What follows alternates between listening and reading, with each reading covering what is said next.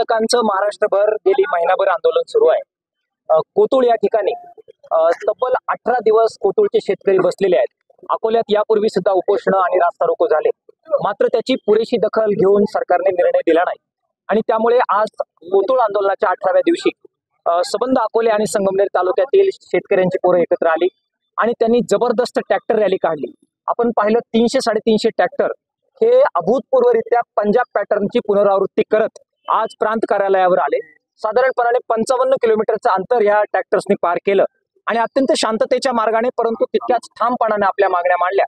इथे प्रांताधिकारी कार्यालय संगमनेरला असल्यामुळे तिथे शेण ओतून आपला असंतोष व्यक्त केलेला आहे। दुधाच्या धंद्यामध्ये ते सगळं लुटून नेलं, त्यातून फक्त शेण शिल्लक राहिलेलं आहे, ते शेण सुद्धा तुम्ही लुटून न्या, अशा प्रकारची भावना आज शेतकऱ्यांनी या ठिकाणी येऊन व्यक्त केलेली आहे।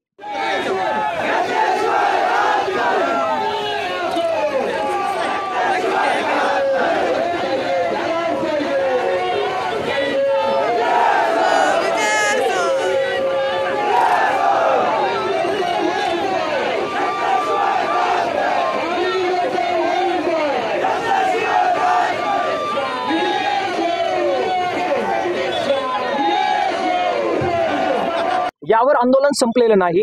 आज जे शेतकरी संगमनेर पर्यंत आले ते उद्या लोणीला सुद्धा येऊ शकतात, उद्या मंत्रालयात येऊ शकतात, हा इशारा आजच्या आंदोलनाने दिलेला आहे। आमचं ठिय्या आंदोलन सुरूच राहणार आहे। पुणतांब्याची पुनरावृत्ती परत याच अहमदनगरच्या भूमीमध्ये होताना आपल्याला दिसते। मला खात्री आहे की सबंध महाराष्ट्राचे दूध उत्पादक या आंदोलनात उतरतील आणि सरकारला प्रति लिटर 40 रुपयाचा भाव शेतकऱ्यांना देण्यासाठी बाध्य करतील।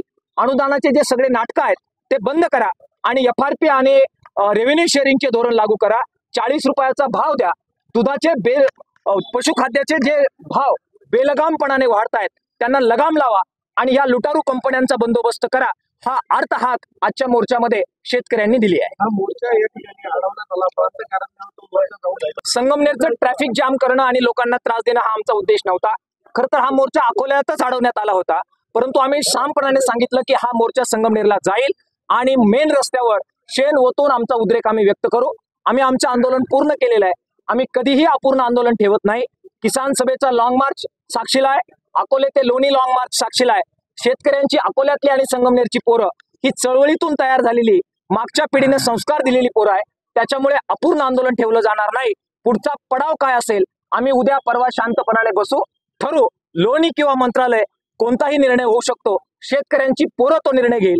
हे आंदोलन शेतकऱ्यांच्या पोरांचं आहे, आम्ही कुणीही त्याचे नेते नाही आहोत।